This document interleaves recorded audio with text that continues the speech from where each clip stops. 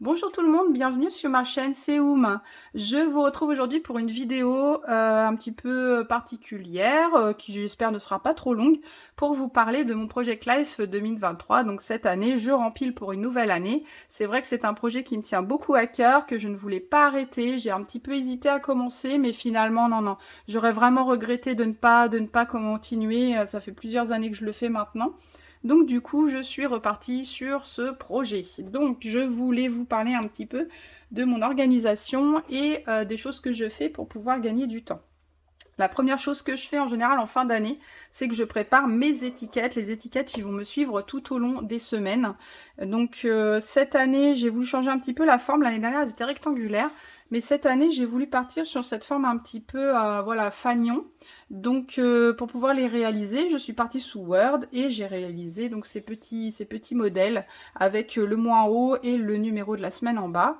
Et puis tout simplement pour le découper avec ma machine Big Shot, je place mon petit die fanion, voilà comme ceci, je découpe et du coup on a toute une tripotée de petites étiquettes qui sont toutes prêtes pour l'année.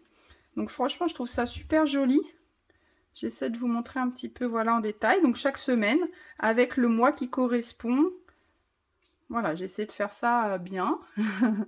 Très simplement, mais c'est assez efficace je trouve et ça va sûrement bien rendre dans l'album. Je vais vous montrer mes premières pages tout à l'heure. Vous me direz en commentaire peut-être ce que vous en pensez. Donc cette année, voilà les étiquettes qui vont me suivre.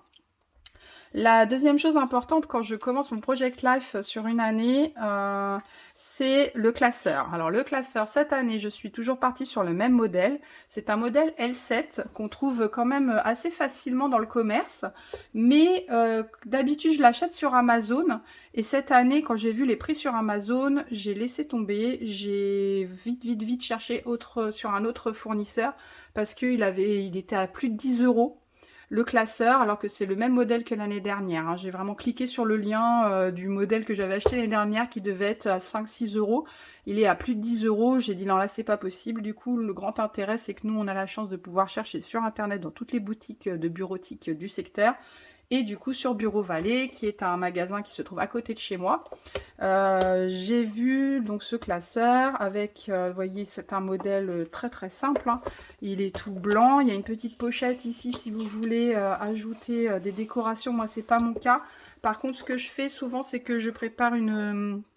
je vous avais peut-être déjà vu dans d'autres vidéos, je prépare une étiquette que je mets ici avec l'année en cours et puis que je peux glisser pareil à l'intérieur. Donc il est vraiment sympa ce classeur, vous voyez. On a un petit rebord qui permet de glisser des choses à l'intérieur. Quoi vous dire d'autre? Il fait 8 cm de largeur. Alors c'est très marrant parce que mes premiers classeurs étaient tout petits. Ils étaient à peu près à la moitié, 4 cm. Et au fur et à mesure des années, en fait, j'ai augmenté, je ne sais pas pourquoi, il n'y a pourtant pas plus de semaines. Mais en tout cas, j'ai dû augmenter la taille, sinon c'est trop serré à l'intérieur et ça va pas du tout. Donc du coup, maintenant, je pars sur du 8 cm. Vous voyez, ça fait de grands anneaux. Et ce modèle-ci, je l'ai donc trouvé à Bureau Vallée pour 5 €. Toute taxe comprise, parce que Bureau Vallée, bah, ils partent sur le concept de vous donner des prix hors taxe, et du coup c'est très alléchant, mais des fois on a des petites surprises sur le résultat final à la caisse. Donc voilà, 5 €, franchement, pas cher. J'ai dû le commander parce qu'évidemment moi j'ai un petit Bureau Vallée dans mon secteur, donc il n'était pas en magasin.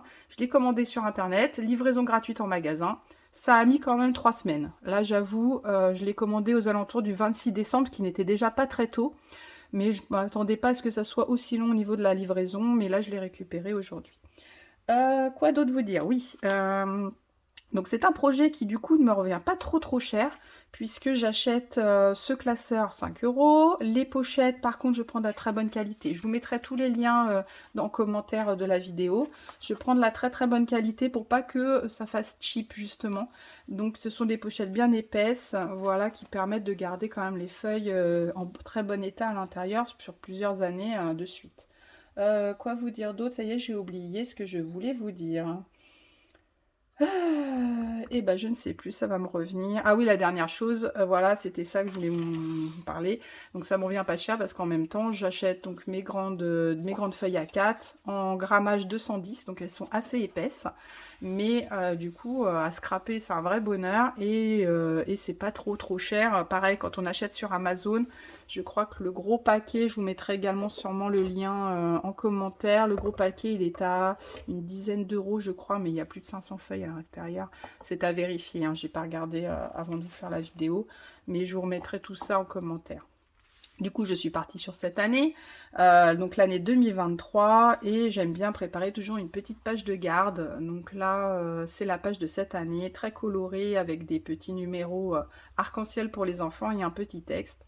Donc vous voyez, c'est des mises en page très très simples, mais je les trouve très sympas. Je ferai quelques photos peut-être pour mon Instagram. La semaine 1, donc cette année, j'ai fait un petit peu différent. Je veux faire quelque chose de beaucoup plus simple que l'année dernière.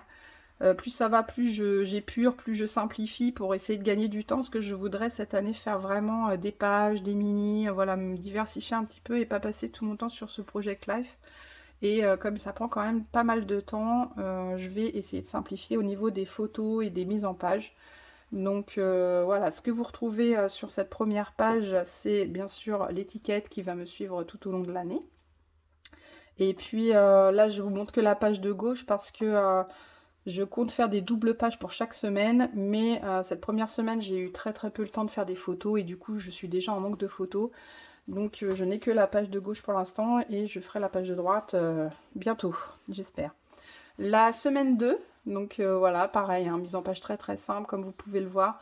Je vais essayer en fait de plutôt partir l'inverse de l'année dernière où j'avais toujours des pages qui étaient qui se ressemblaient énormément avec les mêmes cadrages de photos, qui étaient vraiment dans un style Project Life pour le coup. Et là, je pars un petit peu plus sur du storyline, c'est-à-dire des photos un petit peu voilà, rangées différemment sur la page, avec toujours du texte et un petit peu de décoration, mais très simple pour pouvoir gagner du temps pour faire autre chose.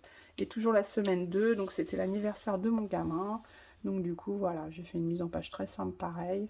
Je vais essayer de faire ça comme ça pour pouvoir me dégager du temps pour faire autre chose. Quoi d'autre? Je voulais juste vous donner un petit conseil, un dernier conseil. Moi, ce que je fais, c'est tous les jours un quart d'heure minimum. Recadrer une photo, écrire un texte, voilà, mettre des photos rangées sur mon ordinateur avec la semaine pour que si je prends du retard, et ben, je puisse rattraper ensuite. Voilà, c'est un peu contraignant, mais ça permet vraiment de garder son projet bien à jour et de ne pas prendre de retard dès le départ et après de ne plus avoir envie de continuer, c'est un petit peu dommage. Donc je pense que c'est important d'avoir une petite, voilà, une petite, c'est pas une hygiène de vie, hein, mais un petit, voilà, de se préparer à ce que de toute façon ce projet-là prenne quand même beaucoup de temps. Donc il faut prévoir que un quart d'heure tous les jours, je pense que c'est bien. Comme ça permet, comme je vous dis, de recadrer une photo, de préparer les photos, de préparer ses dossiers, de numéroter les photos, de les préparer par semaine, mettre un petit peu de texte peut-être sur un carnet ou même sur l'ordinateur. Et dès que vous avez un petit peu de temps comme ça, vous pouvez vous lancer chaque semaine dans vos pages. Voilà, bon, bah, j'espère que ça vous a un petit peu aidé à vous motiver pour vos projets à vous. Et puis on se retrouve très vite parce que je vais vous proposer prochainement de nouvelles vidéos. Voilà, n'hésitez pas à vous abonner. On se retrouve très vite ici ou sur Instagram et je vous fais de gros bisous. Au revoir tout le monde!